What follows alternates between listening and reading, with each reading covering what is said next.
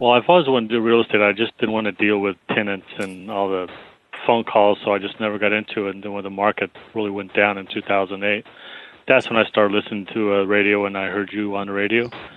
And that's when I decided to do it, because your method works with where I don't have to deal with tenants and issues that come up, even though I do deal with them, it's not the same.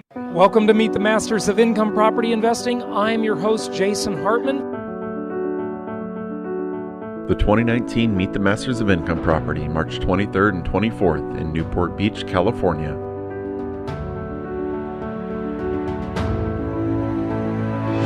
What is the one trick, the hack, the secret that really empowers people to success? Income property, the most historically proven asset class in the entire world. Register today at jasonhartman.com/masters. Early bird pricing ends Friday, February 1st. Let's break this down and look at some of the strengths of income property as an asset class. I found that this event is really helpful because I'm totally a newbie to real estate investment, and so I picked up so much information. One of the great things about it is that it's so fragmented, right? Embrace the fragmentation. jasonhartman.com/masters. Welcome to the Creating Wealth Show with Jason Hartman. You're about to learn a new slant on investing, some exciting techniques, and fresh new approaches to the world's most historically proven asset class that will enable you to create more wealth and freedom than you ever thought possible. Jason is a genuine self-made multimillionaire who's actually been there and done it. He's a successful investor, lender, developer, and entrepreneur who's owned properties in 11 states, had hundreds of tenants, and been involved in thousands of real estate transactions. This program will help you follow in Jason's footsteps on the road to your financial independence day. You really can do it. And now, here's your host, Jason Hartman, with the complete solution for real estate investors. Welcome to episode 1128. This is your host, Jason Hartman. Thank you so much for joining me today as we have another year in review type of show looking at last year. Our guest today publishes every year. He's a professor, and he publishes this very comprehensive year in review. I can't remember how many pages it is, but it's a lot. It's a big year in review where he looks at the financial markets and all sorts of stuff in the economy, and I think you'll find it interesting. He does say the number of pages during this interview, as I recall. It's over 100, so it's a very comprehensive report, and we'll kind of dive into that today. But first, real estate development last year in the apartment world is nothing short of astonishing. It is astonishing, I tell you. Do you know how many apartment units were built last year? Yes, this is according to a CBRE report. That's the big commercial real estate firm. In the top 20 markets, the total number of apartments constructed last year coming online was... Are you sitting down? Are you ready for this? It's a giant number. And it is the highest number since the 1980s. They didn't say what year in the 80s, interestingly, but since the 80s. The report says that 267,900 units were completed last year. That is absolutely mind-boggling. It is amazing. Now, the question is, where were most of these apartment units built, and what does it mean to us as real estate investors? Well, it means that the big institutional investors with more cash than brains many times, but, a lot of brains too. Remember, and when I say that, I'm not actually saying they're dumb. They're not dumb. Okay, these people that do this stuff have lots of brains and lots of analysts and lots of financial engineers. But what I mean by that is they are motivated by an interesting set of factors, right? And so this interesting set of factors includes things like the availability of funding, of money they can raise, which doesn't necessarily correlate at all with the demand in the marketplace. So what does that mean? Well, it means when they have, cheap capital, low interest rates, abundant investment capital from, their various sources, mostly related to Wall Street, the modern version of organized crime, they overbuild sometimes, right? And I don't know if they've overbuilt yet. I think temporarily they probably have overbuilt, but we shall see. So what does this mean to us since we are really single-family home investors for the most part? Well, it means that we offer something special that is difficult for the institutional investors to offer. Now, certainly many of them do. We know about Invitation Homes and all the other biggies that we've talked about on the show over the years. But again, in terms of the overall marketplace, in comparison to the overall marketplace, they are a drop in the bucket, even though they sound like big numbers, right? When one company owns 50,000 single-family homes, that sounds big, but it's really not very big compared to the 16 million plus single-family homes owned by mom and pop investors. That's a drop in the bucket, right? But when we look at all these, most people want a single-family home. They don't want to live in an apartment. And interestingly, as I have shopped apartments in many markets around the country, and of course I've shopped many single-family home markets. Obviously, that's my core business. But I always look at the apartments, too, and look at the competition they offer. And what's interesting about them is that the institutional apartment owners are so much better at getting people to spend more money than we are as, mom and pop investors, right? We are not very good at it. They have lots of add-ons and charge for this and that, pet rent, we've talked about that, parking. It's mind-boggling, and it's really a sign of inflation. Overall, maybe they do rent surveys, right? These big surveying companies that survey institutional apartments. And they'll say, well, this is what the rental rates are, but that isn't really the real rental rate. It's the same way inflation is understated and miscalculated because there are all these add-ons, okay? So the average, what's known as the average customer ticket, okay? Well, that's what I call it. That's what they call it in retail, okay? And I'll call it that in real estate too, is higher than it seems. So rents are really rising more than the surveys would indicate, okay? Because of all these add-ons you go and look at an apartment in any major city. I remember I was looking at an apartment complex in St. Petersburg, Florida, a couple of months ago, okay? Here's the base rate. Okay, it's $2,700 a month for the unit, right? Well, what about parking? Well, parking is another $80 a month. And, so that's an assigned space? No, that just means you get to come in the garage and look for a parking spot. If you want an assigned space, that'll be $150 per month. Oh, you have an animal? Well, your pet rent will be $30 a month per pet, okay? And soon they'll be saying, well, hey, do you want fries with that? And that'll be extra, right? Do you want electricity piped into your unit? Oh, that'll be extra. Oh, you mean for the electricity? No, just to have it there. You still have to pay for the electrical just like you do now. And so they've sub-metered all of these units. Nothing's included. It's just another sign of inflation. Okay, so check this out. Here's the breakdown for you. Okay, now, the problem with this article is that it's misleading. Why is it misleading? Because they never ask the famous Jason Hartman question. Compared to what? Compared to what is the question? So these numbers I'm about to share with you should be compared to the overall number of housing units in that market, the population in that market, and the number of rental apartments in that market already, right? But they don't tell you this.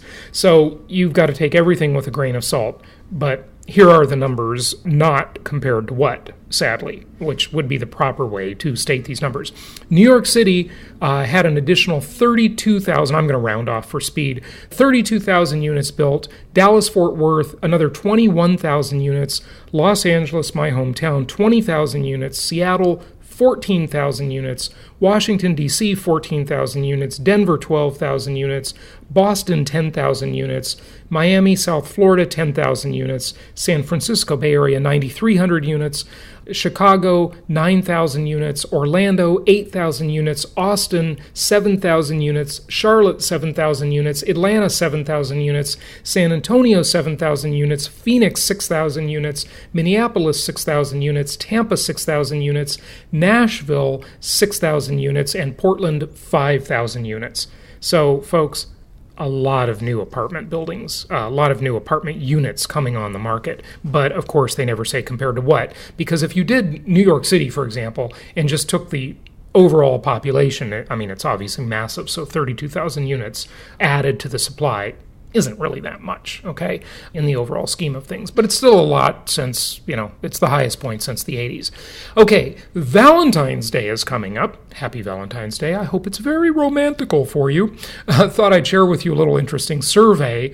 We're always hearing, women are oppressed and, men are evil and all this kind of stuff. I'm just getting really kind of sick of hearing that because, hey, it's just not true. Most men are really good people, and they take care of business, and they do good things, and they take care of their families, and all that kind of stuff. So I just thought this was interesting, as, you always hear about the pay gap and all of this kind of stuff, right? Valentine's Day. This is a recent survey I heard on the news, and it says that the average woman will spend $64 on Valentine's Day for her partner. And the average man will spend $339. Now, why isn't there a government program to help these guys out who are outspending their female counterparts by 530%?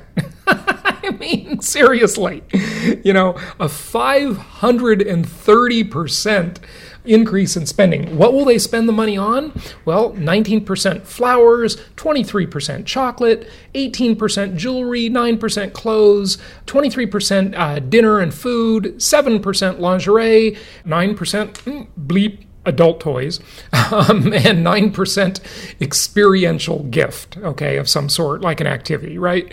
So anyway, I thought that was kind of interesting. Last thing for today before we get to our guest, another interesting thing. This trend is something I reported on quite a few years ago, but it is the thing that is happening, and one of the biggest markets for this, by the way, is my old hometown, Orange County, California, the Orange Coast, right, the OC. More married homeowners are seeking roommates to cut costs. More than 280,000 married American households now live with a roommate. Now, compared to what? I don't know, okay? Because I don't know how many married households there are, right? And is that homeowner married or renter married? It says that homeowners are seeking this, but it doesn't say the 280,000. So anyway, whatever, right? But the interesting thing here, right, is, okay, so new data from Trulia reveals that in 2018, nearly 4.2 million U.S. households lived with a roommate or a boarder. Of these households, more than 280,000 belonged to married couples, right? So, I mean, isn't it amazing that, we live in an era where a married couple has to take on a roommate to be able to afford their home. And that's just quite really kind of mind-boggling if you think about it. Here you're a married couple and you got like this single person living with you. I don't know. It's just sort of it's kind of an odd scenario. And the top housing markets for this, with the highest rate of married couples living with a roommate, was Honolulu, where we just were for our Profits in Paradise event a couple of months ago. By the way, Meet the Masters is coming up. Do you have your tickets yet? jasonhartman.com/masters. Get your tickets. It's going to be a great event. And by the way, we do have Saturday evening musical entertainment. Remember we had our Journey tribute band last year? Well, we're going to announce something real soon. I'm just dotting the I's and crossing the T's on our musical entertainment for Saturday evening.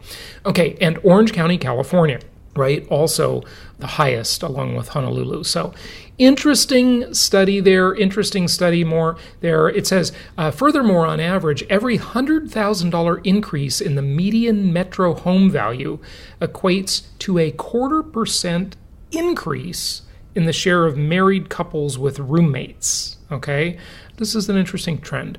We will see how it develops. Okay, without further ado, let's get to our guest. Oh, hey, there's one more thing I got to tell you. We are running a Valentine's Day promotion. You know, years ago, we used to do this thing called Frugal Fridays, right? Where we would offer a special on one of our educational products or maybe an event just for one day. So we are going to do it on Valentine's Day today, and we are going to have the audio from a prior Meet the Masters event on sale for half price, just on Thursday, only on Valentine's Day. So take advantage of that. You can do that at jasonhartman.com. Okay, without further ado, let's get to our guest and talk about his report of the last year. And let's take a year in review.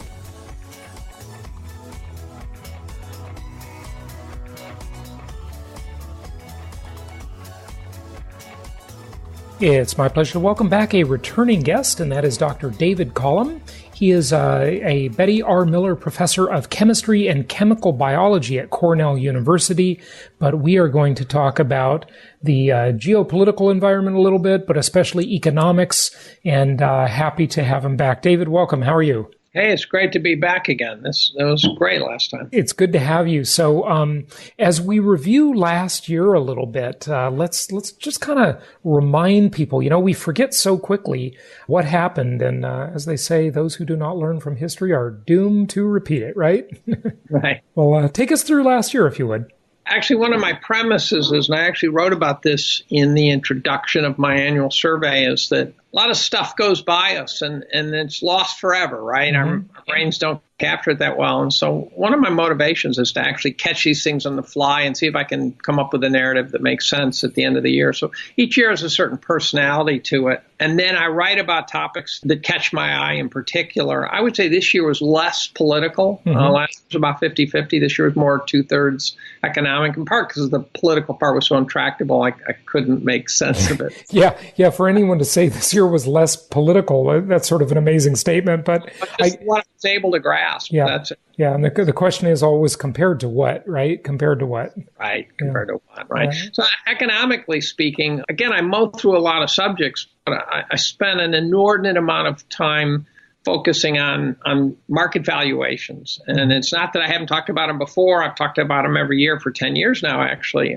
They seem so excessive to me. And I guess right about the time I was starting to write, you could feel the vibrations in the market. And so I said, okay, this year I better lay it out obsessively, sort of the logic that then I can say I told you so.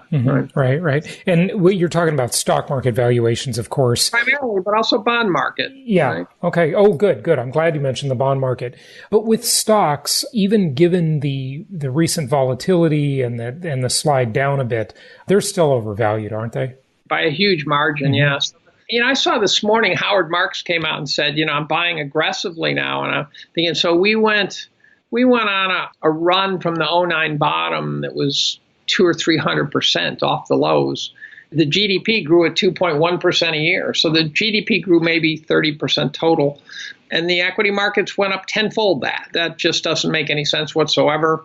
And so for a 16% drop in markets or 18% drop to be the big correction and time to get back to business, I think there's a delusion behind that. Yeah. It's not enough. It's not enough. So dive into that a little more about it. Unpack that, if you will, about the GDP versus overall valuation relationship. Well, in theory, equities value the GDP, right? The GDP is everything, right? It's everything. In fact, there's those who say that it's way, way more than it should be. So, for example, if you mow your lawn, they throw that into the GDP. It's a ridiculous calculation. Right. Every haircut. I mean, you know, it seems as though that should be more about production than services and, you know, maybe more about exports. But, of course, that's tracked separately. So, yeah. Well, there's also a thing called NDP, which no one uses anymore, and it's called net domestic product, and it supposedly is GDP net depreciation. And so that's closer to reality because a lot of things are rotting, right? Right. And so NDP is what you're actually making this real progress. But the GDP, roughly speaking, you know, the S&P 500 should in some proportionality reflect the price, the GDP of the country, because it's the 500 biggest businesses in the country. So it is the famous Buffett indicator. This is where he says that you should value your equities based on the GDP. And they're near all-time highs. They were a little higher in 2000. They were lower in 1929. They were lower in 67, which was also an awful time to start investing. So it's the second highest it's ever been. Other metrics take it to all-time highs. So there's some metrics that put us at nosebleed levels. With NDP, just to go back to that for a moment, with NDP, in other words, that doesn't count replacing old things that have worn out, right? That doesn't count that into the GDP figure? Right. So, for example, if you owned a house, crudely speaking, to keep your house from falling into its foundation, this sounds appalling to people, but you have to put about 4% of the value of the house in every year to keep it just treading water.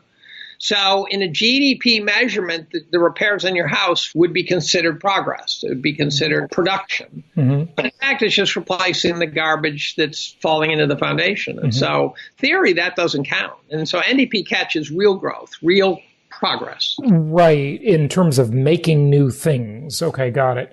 But GDP is just like the CPI numbers and just like the unemployment numbers. Uncle Sam is always trying to make things look better than they are, right? To keep the population at bay and make us feel happy, right? Happier than we should be, right? Yeah, they certainly are, in part because they have tied to it the CPI, and the CPI has been getting cooked. And I'm told it started in the 60s. So LBJ supposedly used to get financial numbers and throw them back in someone's face and say, make them better, right? And over time, they got more and more massaged, more and more cooked. And so... And they got seriously cooked in terms of the CPI in the late 70s. There was that other Fed chair, I don't know if it was before or after Paul Volcker, that one that served a very short term, like a year or so. I can't remember his name now. But I heard an interview with him, or I think Tom Keene on The Economy was doing that interview on Bloomberg. It was pretty fascinating about how in the late 70s, they really learned how to cook the books on the CPI and really mislead us in terms of what real inflation numbers are. There's this thing called the Boskin Commission, right? And the Boskin Commission got put together to say, are we really getting the CPI right? And so you hire a bunch of PhD economists, you'll get a pretty goofy model at the end. They decided that we were missing improvements. So they decided that to the extent that you have intermittent windshield wipers on your car, the price of your car is really overstating inflation. That's all the hedonic indexing, right? That's the hedonic indexing. They also, by the way, came up with goofy ideas like if the price of steak goes up, then you'll switch to pork. Substitution. And that's the substitute. But what they don't do is they don't account for the fact that you've just stepped down in quality. So they should basically take the price of pork being cheaper and therefore you'll use more of it. They should do a hedonic adjustment on the price of pork. Right. Weighting, substitution, and hedonics are the three primary ways they mislead us in terms of inflation indexing. But hedonic indexing at its core is a logical thing. I mean, I can understand that, but you know what it says, David? It says that we, as people, are not entitled to progress. The inflation index is entitled to progress, not us. Imagine if we hedonically indexed from the day the light bulb was invented or the wheel. Everything would be free. I'm willing to give them that, but here's the real problem. So again, I didn't write about this year. You have to go back years to find this stuff, but they'll, for example, take a blender. My favorite example is a blender. I once broke one. It was a 40, 50-year-old blender, and I broke it and went and bought a new one. Now, that blender lasted 50 years. The new one has more buttons, has more speeds, has more everything. I think they hedonically adjust it to say, therefore, it's a better blender, and it'll last about 3 years. Let's call it that's interesting because the quality isn't as good, and everything's in this kind of disposable society, right? Right. And so the per year cost, think of it as a rental, the per year cost just went up tenfold. Yeah. So, look, at most everybody listening will agree because we've talked about it a lot that the numbers are obviously skewed. Everybody's got an agenda. Go back to the year in review, if you would. So this year I talked about valuation, 20 plus metrics of valuation. They all put us at a round number 2x overvalued. And that's 2x overvalued relative to a historical mean. So whether you use price to GDP or price to revenues, price to sales, Tobin's Q, price to there's all sorts of these metrics. There's tons of them. There's composite. They all put us 2x overvalued, which means the market to correct to the norm has to drop by 50%. If it goes through the mean, which we all know what the mean means, it has to spend half the time below the mean. So it's got to go through the mean or redefine it. Then you're even more than that. And that's where Hartman comes in and says, I think we're going to go to 60 or 70% down before this is over. And then the question is are the valuations people are using based on earnings and stuff correct when you realize that if the market corrects 50%, what's going to happen to earnings? If we get inflation and wages start going up, what's going to happen to the world record profit margins that companies are experiencing right now? They're the highest profit margins ever, and that is on the backs of stagnant wages. If we get real wages going up, then the companies are going to lose their profit margins. Then they're going to lose.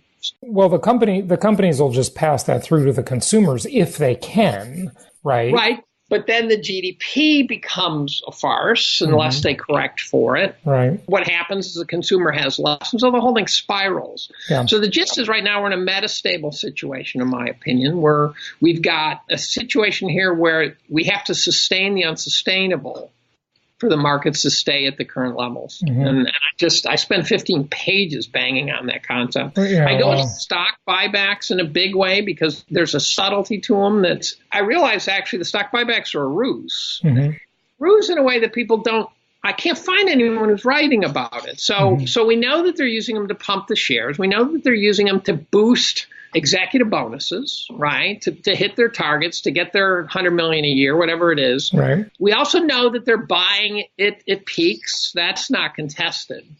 At the last minute, and it's actually not in there well, I did an analysis on a fictional billion-dollar company, and the conclusion that I drew from arithmetic, this is not projections, this is nothing, that if you do share buybacks with cash on your balance sheet, you buy back shares and you extinguish them, you gain precisely zero to the penny.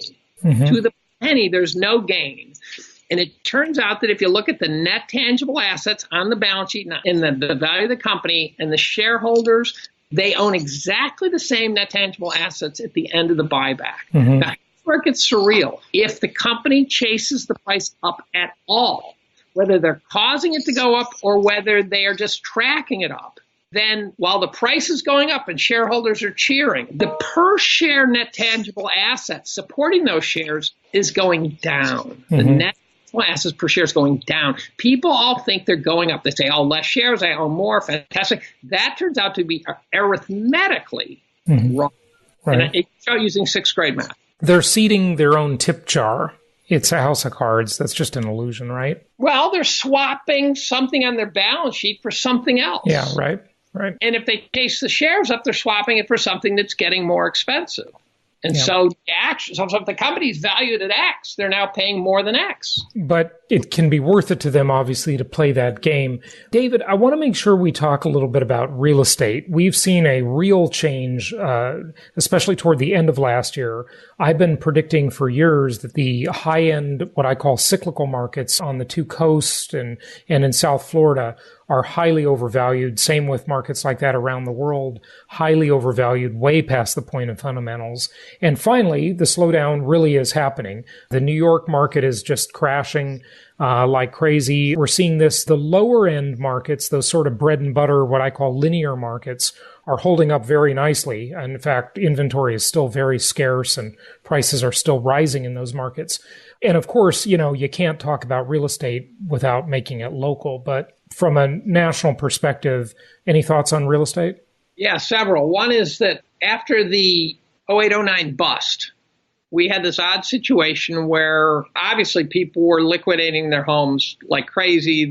We overbuilt the houses. People then got foreclosures and the houses went on the market. We had a glut. Oh, strategic defaults left and right, millions of them. I mean, right. Yeah. And so then what happens is following that, you find that home ownership rate is dropping and the prices are rising. And anyone who knows free markets would say, how can that possibly be, right? The supply-demand curve is broken at that point. Turns out the buyers, I think, are private equity. Mm-hmm. So there are these big companies that are buying up single-family dwellings. Oh, yeah. And like never before, America is really becoming a renter nation. You see these, we've never had this happen before, where these institutional investors have owned thousands upon thousands of single-family homes. This is a first in history, what's happened over the past 9-10 years. And the reason we never have, and this is what's critical, is that it's a lousy business. Mm-hmm. So if you want to, it's a very fragmented business, and I don't think they all have the tolerance for it. Margins are razor thin, if at all, if they even exist. And so if you want to house lots of people, you make a rectangular building and you make rectangular units and you pack them in tight like sardines, like an apartment. Yeah.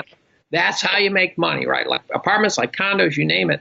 Single-family houses are awful businesses. So what made them possible? Well, ultra-low interest rates gave them a razor-thin margin to make money, and then they levered up. Mm-hmm. And now in a rising rate environment, and I think we're going to reach some threshold where as the rates rise, there's no longer a profit in it. Now, here's what ought to happen. But wait, if they have the advantage that the traditional investor gets, which is pretty awesome, a 3-decade-long fixed-rate mortgage at an artificially low interest rate, arguably a negative interest rate below the rate of real inflation or at par with it, they're pretty good. Now, I don't know enough about their financing at an institutional level. They don't get those Fannie Mae loans.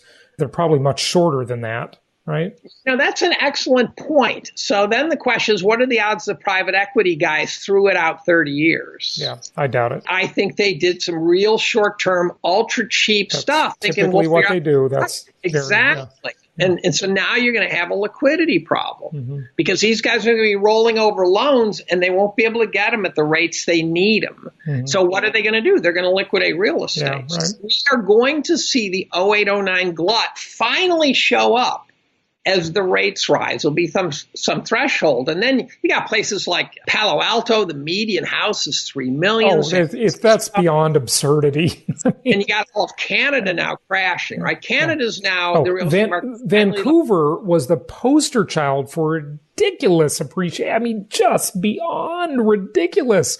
$2.5 million teardown shacks in Vancouver. I mean, you can't make this stuff up.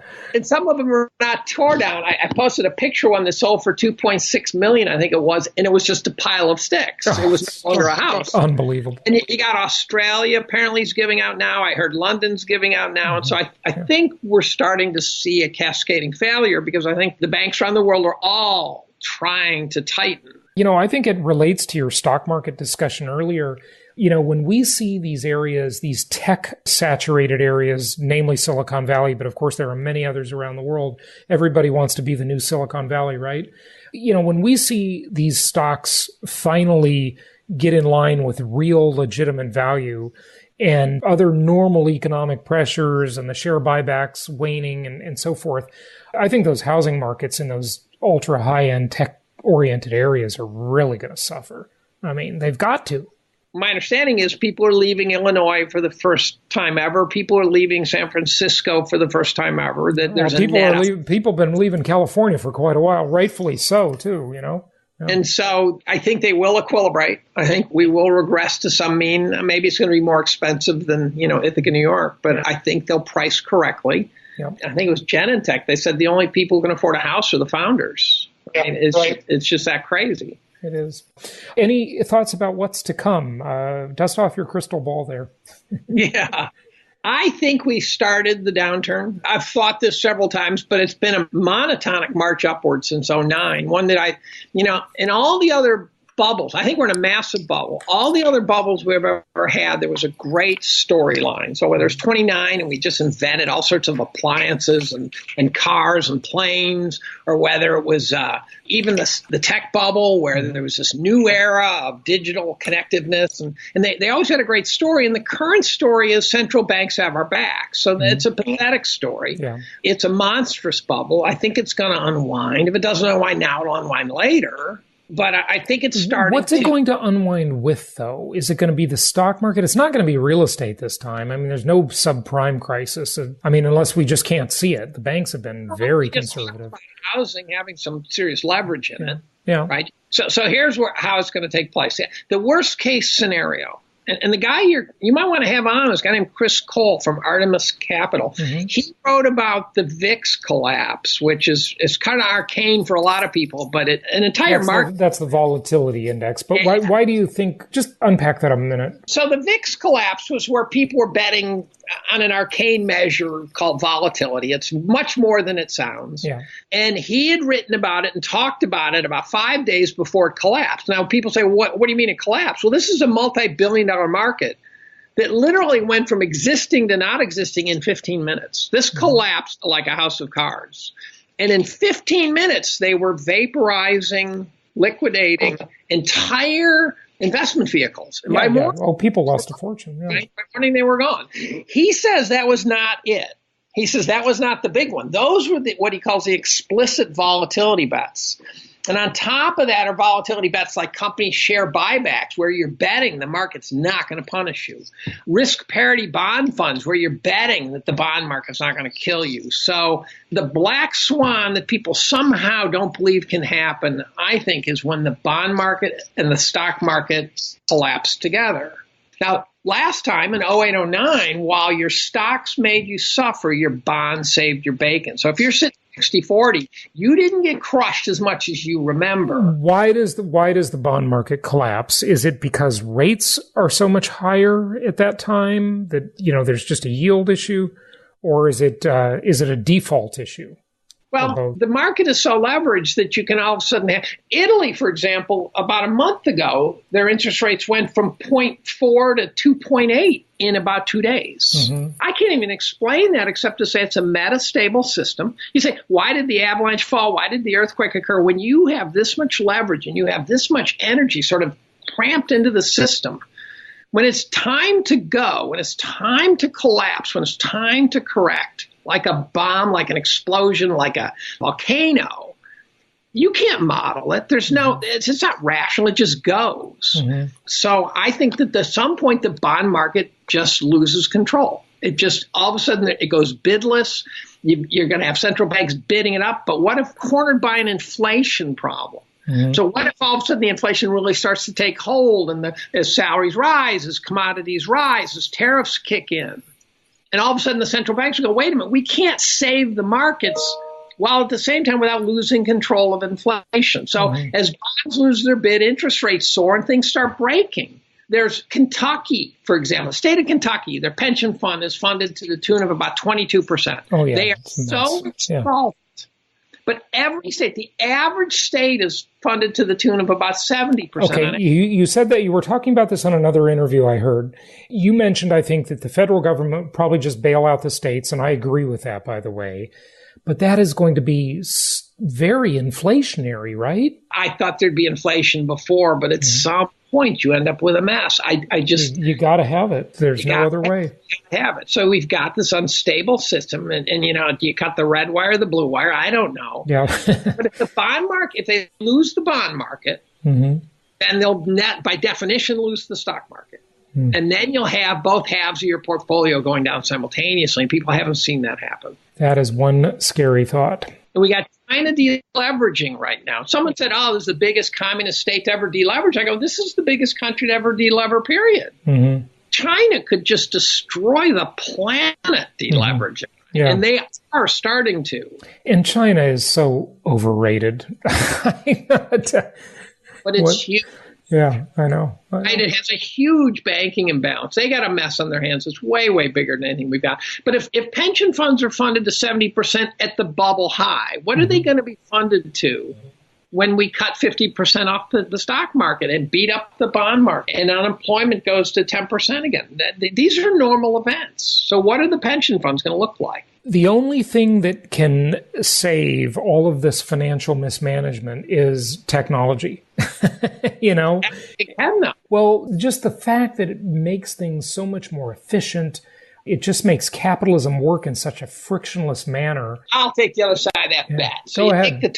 You take the 20th century. We went from horse-drawn wagons And in a century, we went from horse-drawn wagons to pulling fossil fuels essentially for free out of the ground, which is basically the enthalpy with the heat, the energy that you use to build civilization. So civilization represents order that requires heat and energy to create. The 20th century, we tapped fossil fuels. And the GDP grew, what, 3.5%? Yep. There's no peak oil problem. Tell all those doomsday people from the 70s, no peak oil problem. Well, there could be. I still think there will be someday, maybe, but the techies might save us on that. But the key is, though, that if tapping all that fossil fuel gets a 3.5% growth rate, how are we going to get 3.5% growth out of FANGs and out of Google and out of Microsoft? It's just hard to tell. Maybe it's not those types of technology. It's materials technology like graphene and biotech. And I mean, there's so many amazing things going on. It's really hard to reconcile. There's no question we've got massive financial mismanagement. There's no argument on that. But Purple right. Live to see us break the sound barrier. Can you beat that? Can you beat that? I mean, I don't think so. I think if you can get 3.5% growth out of the 20th century, to think you're going to get 5% growth out of the 21st century, I think is nuts. Interesting. Yeah, who knows? I mean, so then the question is, do you grow yourself out of a big mess at 3.5% a year? And I don't think you do. Very interesting. David, give out your website and tell people where they can find you. I don't have a website really, although you can find some stuff at Dave Goes Rogue, and it's the top link on a Virgin computer. And you've got your Cornell website, though. I got a Cornell website. I don't know what to call it. I'm in the Cornell chemistry department. It's an IQ test. If you want to reach me, if you're not smart to find me with that information, I don't want to talk to you. That's a qualifier.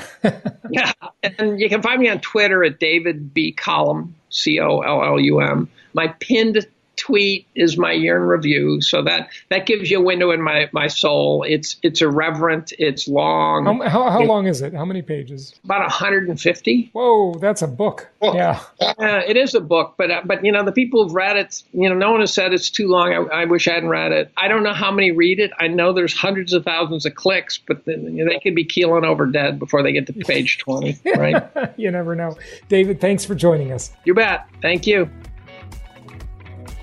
Thank you so much for listening. Please be sure to subscribe so that you don't miss any episodes. Be sure to check out the show's specific website and our general website, hartmanmedia.com, for appropriate disclaimers and terms of service.